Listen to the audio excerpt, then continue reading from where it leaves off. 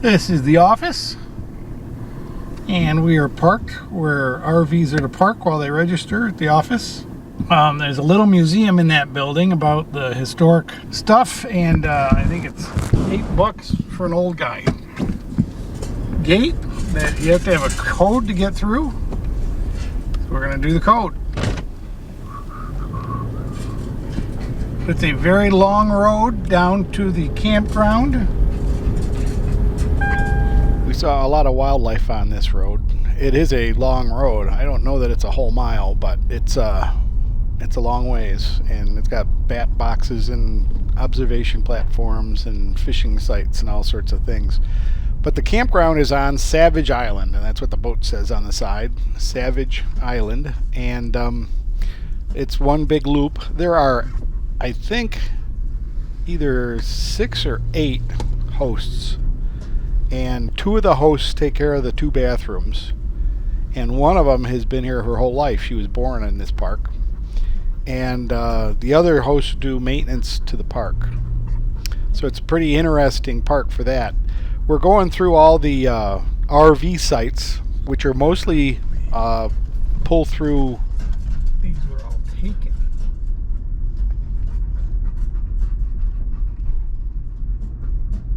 And this is our bathroom, which we'll tour in a little while, but right past the bathroom is all tent sites, which they're not really tent sites because there's plenty of room for a small camper or RV or anything else you want to put there. But we came in the back side of ours, and we're on the left here, so we had to turn in, and I looked at where the electrical box is, and I'm going, how am I going to get there without...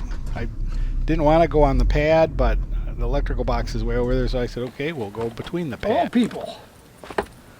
We are at Fort McAllister State Park in Georgia. We're right below Savannah and just above Jacksonville, Florida. Well, maybe 45 minutes above Jacksonville, Florida, but we're out in the, I don't know what you call this estuary, bay, whatever. We're surrounded by water. It's a really nice campground. We'll get you around a bit. It's all electric. Everything's electric. We're on a tent site because all the RV sites were filled when we made our reservation. But look, he found a stick. Can I have it? He's like into the Christmas spirit, so he got some. But anyways, let me finish getting things together here. We just got the trailer up, and we'll show you around run the intro. We'll be right back.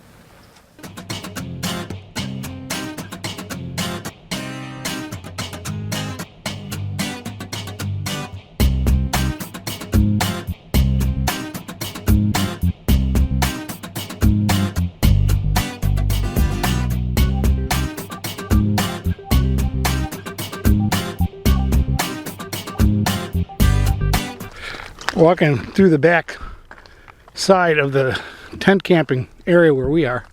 It's a pretty nice area. There's a lot of places where you might find firewood.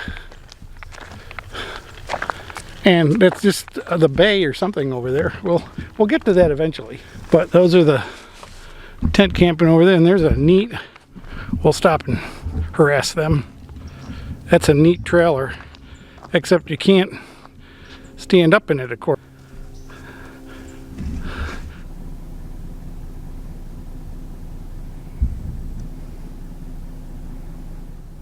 Bandits.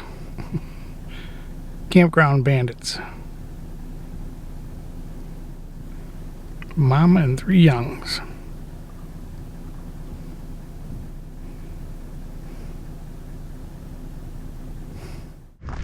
Alright, here's the bathhouse, and it looks like they've got showers. Let's see that there's any way to tell if anybody's in them, except there's lights on in that one. No lights in this one.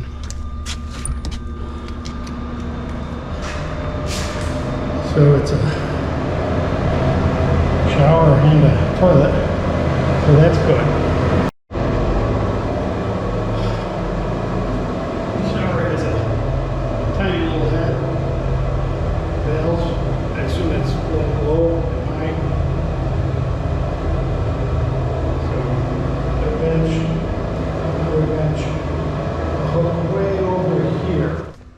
is a laundry room, which we could actually use.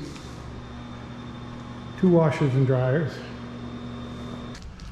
So we're on Deer Run. It's tents only, but my site is big enough for the trailer, so actually it's a huge site. If you consider it comes all the way over to here, there's a lot of room on either side of that post that says 54. For those of you who really want to know, this is my dinner tonight. And this is what I usually do. I usually make something at home and then put it up so it's frozen. And this is my macaroni and cheese. It has all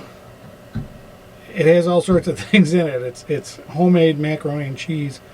It has broccoli, spinach, mushrooms, cheese, of course, and it's got, for some reason I bought these humongous elbow macaroni, so it's got huge things, but because I'm on electricity, I can use the microwave, so I'll just microwave this for, and there is the dinner all cooked up from the microwave. It's really too hot to eat, but it's nice macaroni and cheese, little cheesy sauce in there. As I said, it's got spinach and broccoli in it and mushrooms, so it's a little different.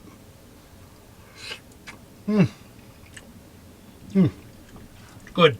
All right, I'm gonna eat. I'll be back in a minute.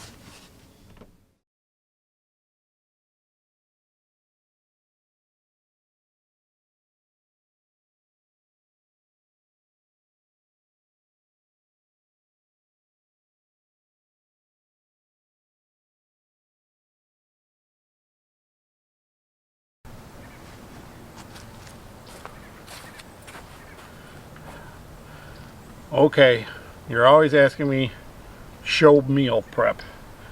Normally I make pancakes. It's real easy to whip up the mix. I make the mix at home actually. And today I have a whole half dozen eggs and an entire loaf of bread. So I'm going to make French toast. And the way I make French toast is I pound cinnamon, and these are little tiny jars of spices. It's a little tiny jar of McCormick's cinnamon. I'll put this on the bread. Yep, here comes the host of the most. I'll pound it into the bread so it gets inside. And I do that on all sides. And then I have nice cinnamon bread, which I now place on this paper towel on the table. Because the table is gross. Then I will break 2 eggs onto a chinette paper plate. No other type of plate, chinette. It will not leak through the chinette plate. I might have to use 3 because it's a big plate. And you know who is going to want eggs. Now I don't have any milk, which normally you'd put milk in with them, but I forgot to get milk on the way in. So I'm just going to scramble the eggs. And I'm using the same plate that I put the cinnamon on the toast on, so it gets into the egg anyways. Got the pan heating up.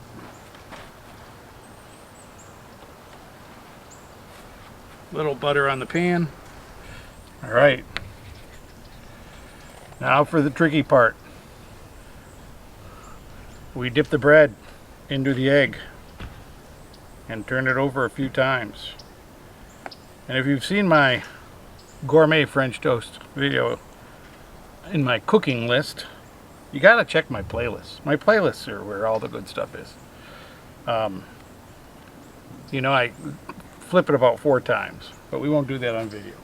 And the reason I flip it 3 or 4 times is because the cinnamon tends to repel the egg, so it doesn't get into the bread. But it did not this time. And again, chinette plate does not leak through. The most important tool for the outdoor kitchen is a roll of paper towels. I usually carry at least 3. Now these only cook a few seconds, and then we flip them. And it looks like scrambled eggs on toast.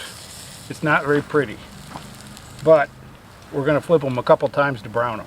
But we don't want to overcook them to begin with, because then they'll be soggy in the middle. You gotta regulate the heat so it gets through the bread and all the egg, because it's pretty soaked with egg. That's the way I like it. My French toast is really a scrambled egg with 2 pieces of bread. That's how I see it as a dinner, as a breakfast.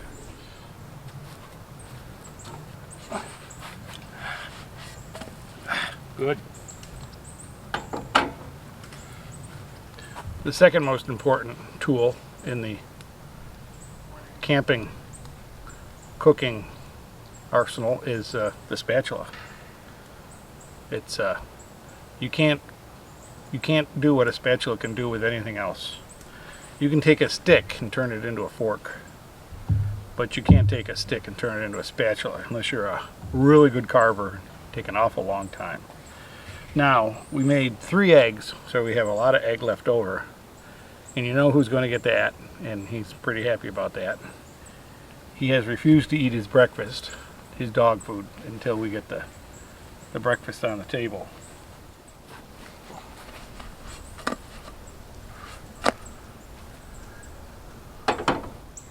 Alright, I think my French toast is done. Let me get a new plate for me. 2 gorgeous French toast pieces. The stove is off, but the pan is hot, so we put the French toast egg in there for the boy. And we take our mutilated stick of butter and we butter our hot French toast. And yes, I use the whole stick. 2 beautifully glistening pieces of French toast. Now for the pièce de résistance. This is actually Northern Comfort. This is real maple syrup, and it fits in this bottle just fine. I'm not really sure if the original contents gives it a little extra flavor, but it smells good. And that's breakfast. I'm going to eat this. I'll see you when we get out in the campground. It's a small herd.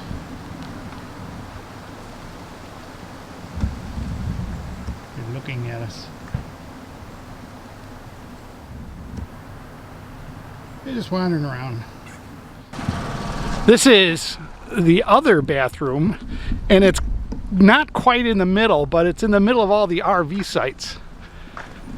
And it's a regular setup bathroom. It's stalls and showers all in one. 3 stalls, and 1 stall is a bathroom and shower, which is kind of nice. Nobody's in there. But one of the things they have I don't like is they have curtains. And they're really trying like hell to keep the humidity down. But as you can see, it's a very humid week. And they have a laundry, single laundry. So that's a quick bathroom tour of the second bathroom and some of the handicap sites that are right next to the bathroom. And if you're thinking of a cabin at this park, these are the cabins. They are extreme. They're up on stilts, way away, beautiful views from the balconies and porches. And there's 5 of them, I believe. 2 of them allow dogs, at a cost, of course. And they have 2 bedrooms, 2 queen-size beds in each bedroom.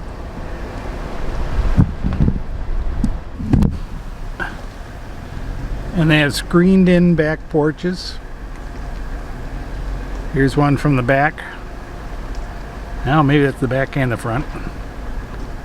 But they're pretty nice. Similar to Stephen Foster State Park, this park has a long road to get in here. A little causeway and all sorts of things. But once you get in here, it's a really nice place. This is, as you just get in, this is the picnic area. And of course, it's a fee area. I think it's $8 or something for the picnic sites if you just want a day use. They have nice shelters that are reservable, and they have water and bathrooms and stuff like that.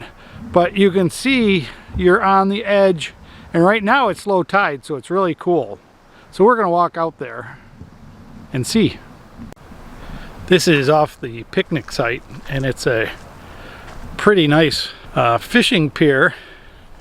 Being a huge estuary like this, or whatever this is, it has a lot of wildlife.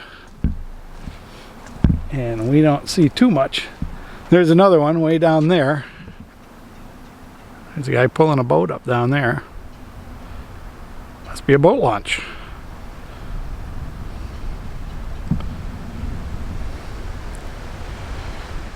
So, we just left the back of the office and museum, and now we're going out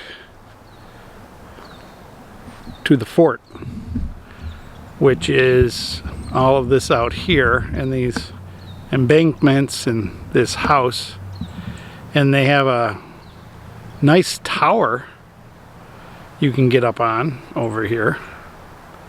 Come on, we're getting to it. There it is. So we might climb the tower. Now we probably have to see if any of this is true. But we met a host going into the bathrooms. She was cleaning it, and I asked her how long she'd been hosting, and she said she was actually born here in this house. That her father was the superintendent of the property for Henry Ford. It was owned by Henry Ford, and Henry Ford gifted it in his will, or the Henry Ford Foundation gifted it to the state of Georgia in the understanding that they would preserve it and maintain it. And so this was, she's been here ever since. She's a 6-month host in the property, and this is the old stuff, so that's pretty cool. These little huts are across the yard from the house, and they were non-commissioned officer quarters.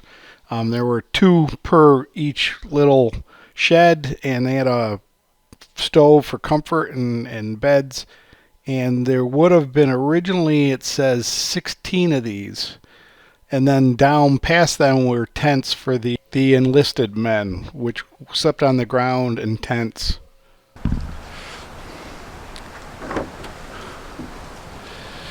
I didn't get probably there's a brochure I was supposed to get that kind of tells what these numbers are. And that's the problem with having young kids do the taking tickets and money at the office, because he didn't give me the brochure, so all these numbers I didn't realize what they were. And number 6 is a Smitty blacksmith shop with all the necessary procurements that a blacksmith needs.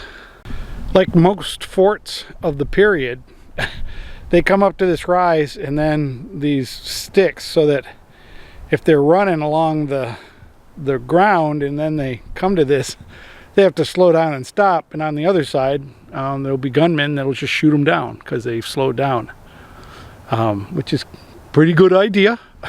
Wow.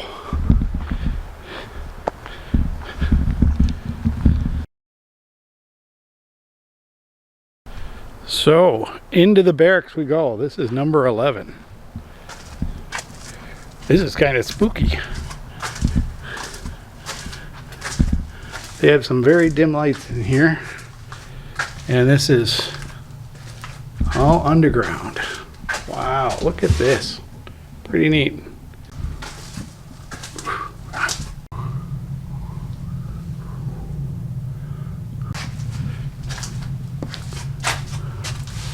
Look at this. This is pretty amazing. Way, way down. We're way down under the earth. I wish they had some lights in here. I should have brought a flashlight.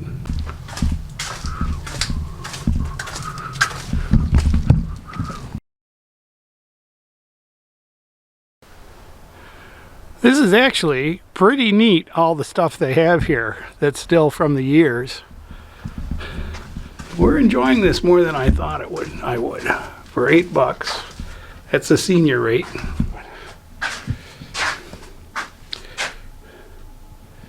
That's pretty cool. This is the Columbad gun. And there's it obviously rotates for azimuth and elevation. Probably can do a pretty good attack on any boat coming up the waterway into the harbor.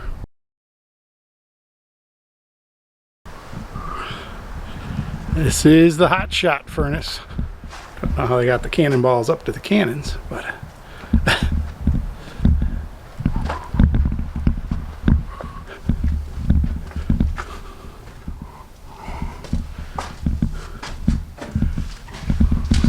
this is the access to the back of the hot shot furnace where the soldiers would pull out the red hot cannonballs and take them up to cannon. And I'm sure there were a lot of accidents in here.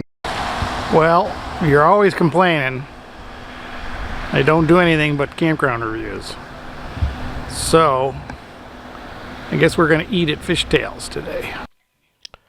So inside they have a pretty typical bar menu, but they had this fish sandwich that was supposed to be the best fish sandwich in the world, and we had it blackened with fries, and it comes with onions, pickles, tomatoes, tartar sauce. We had a hush puppy test and some awesome she crab soup, which was just phenomenal. I was really mad I only got a little cup. But and we went with a beer, nice dark beer. But let's see how this really is. I know it looks more like a hamburger than a fish sandwich. It's a little thin for fish, but I'll tell you, the flavor of this thing was awesome, and you could easily pick it up and eat it like a sandwich, which, you know, you go to some of these places and the food is so huge and so drippy you can't really eat it. But that was a really good fish sandwich. If you ever go here, Fishtails is about 3 or 4 miles up the road from McAllister Fort State Park, and it's really good food. I was impressed, and it wasn't too expensive either, so I recommend it. Well, it's gone. And I think with that, we're going to be gone too. This was a pretty interesting park. It was all owned by Henry Ford in the 30s, and they sold it to Champion Paper, who turned it over to the parks. But we had all these animals coming through the campground, and we saw all this stuff, and it was a pretty interesting trip. We had a great time. Don't forget to share, subscribe, and give me a like. Thanks, folks.